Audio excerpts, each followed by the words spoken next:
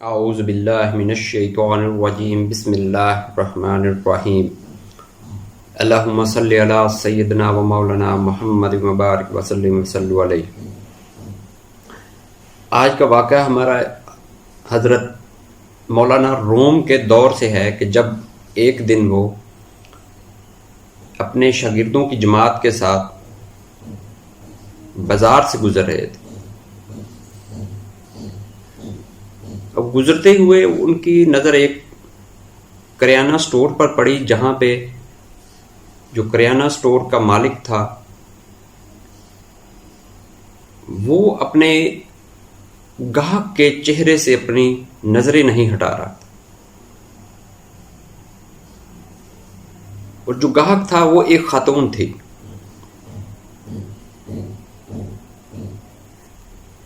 وہ جو دکاندار تھا وہ اس عورت کے اشاروں پہ جیسا جیسے وہ کہہ رہی تھی وہ اس طرح سے اس کا سامان پیک کر رہا تھا۔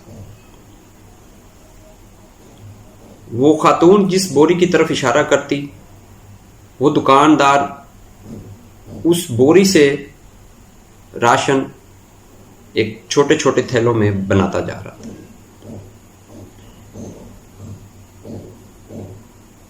لیکن اس کا دھیان دکاندار کا بار بار اس عورت کے چہرے پر تھا۔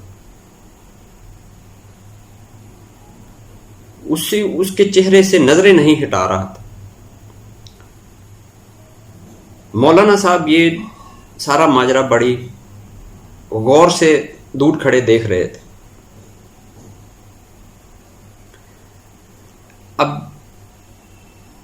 عورت اس کو جو کہہ رہی تھی وہ اتنی ہی اس میں ڈال کے ایک سائڈ پہ رکھ کے چھوٹے چھوٹے تھیلے بناتا جا رہا تھا۔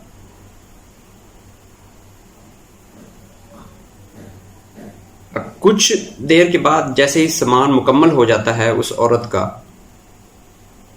تو وہ اس آدمی کو کہتی ہے کہ کتنا حساب ہو گیا؟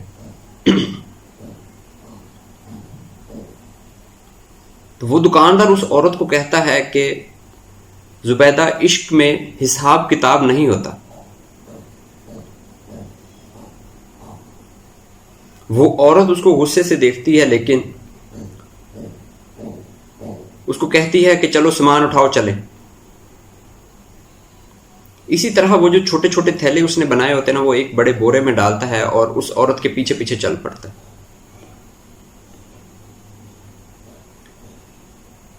وہ تھوڑی دیر بعد وہ جو دکاندار ہوتا ہے وہ اس کو اس کے گھر تک پہنچا کے واپس آ جاتا ہے۔ اب یہاں پہ حضرت جو مولانا روم ہیں وہ اس دکاندار کے انتظار میں ہیں کہ جیسے وہ واپس آئے، اور میں اس سے یہ سارا ماجرا جو ہوا ہے، یہ کہانی جو ہے، میں اس سے پوچھوں تو صحیح آخر ماجرا کیا ہے کیا۔ اب وہ جیسے ہی وہ دکاندار واپس اپنی دکان کے پاس پہنچتا ہے تو وہاں پہ مولانا کو دیکھ کے حیران ہو جاتا ہے، کیونکہ کافی دیر سے مولانا صاحب وہاں پہ کھڑے ہوتے ہیں۔ اب وہ اس دکاندار کو بلاتے ہیں اور اس سے پوچھتے ہیں کہ اس سارے کہانی کی مجھے سمجھ نہیں آئی کہ تم نے اتنا سارا سامان بھی اس عورت کو دے دیا، اس کا پیسے بھی نہیں لیے، بغیر حساب کے تم اس کے ساتھ چلے گئے اور اس کے گھر تک پہنچا کے بھی آئے۔ مجھے سمجھ نہیں آئی کہ تھوڑا سا مجھے بھی سمجھاؤ کیا ماجرا۔ تو وہ دکاندار مولانا صاحب کو بتاتے ہیں کہ حضرت، میں اس عورت سے پیار کرتا ہوں، مجھے اس عورت سے عشق، اور میرے مطابق عشق میں حساب کتاب نہیں ہوا کرتا۔ اب اس دکاندار کی بات سننا تھا کہ مولانا روم بے ہوش ہو کر گر پڑتے۔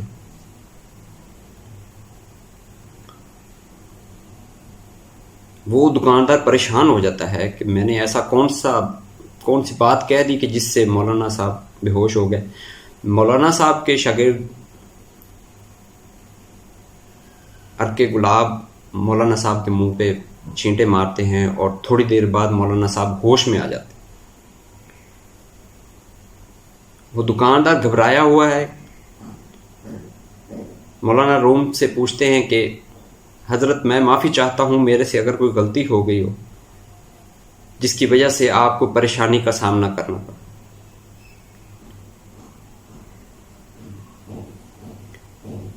مولانا اس شخص کو کہتے ہیں کہ نہیں، تم سے کوئی غلطی نہیں ہوئی، تم نے تو مجھے زندگی کا آج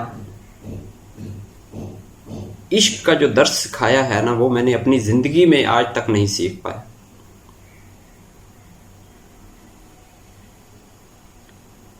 کہ تم اس عورت سے اتنا عشق کرتے ہو کہ جس کا تم حساب کتاب ہی نہیں رکھتے، اور میں ہوں کہ میں اللہ تعالیٰ کی عبادت بھی کرتا ہوں تو حساب کتاب رکھ کے کرتا ہوں، کہ میں نے تسبیح میں اتنے دانے ہیں اور میں نے اتنی تسبیحاں پڑھی ہیں۔ آج میں نے قرآن کے اتنے ورق پڑھ لیے ہیں اور میرے اتنے رہ گئے۔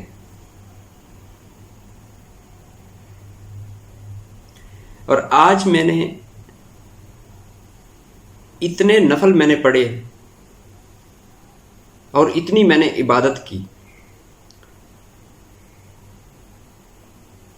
میں کیسے اللہ تعالیٰ کا بندہ ہوں، میرا کیسا عشق ہے اللہ سے کہ میں ہر چیز کو حساب کے ساتھ اللہ تعالیٰ کے ساتھ موازنہ کرتا ہوں۔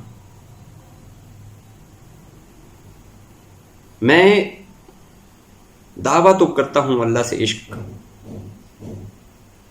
لیکن حقیقی معنوں میں اللہ تعالیٰ سے عشق نہیں کرتا۔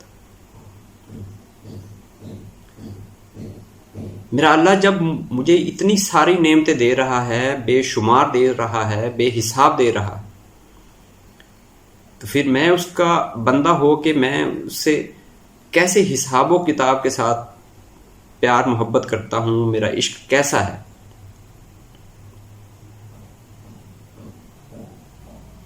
اس کے بعد پھر حضرت اپنے حجرے میں آتے ہیں اور وہاں حضرت شاہ شمس تبریز جو ان کے استاد ہوتے ہیں، ان کے ساتھ مل کر اصول عشق پہ بہت سارا کام کرتے ہیں، اور اصول عشق کے نام سے باقاعدہ اپنی تصانیف میں اس بات کا ذکر کرتے ہیں کہ اللہ کے ساتھ عشق کیسا ہونا چاہیے۔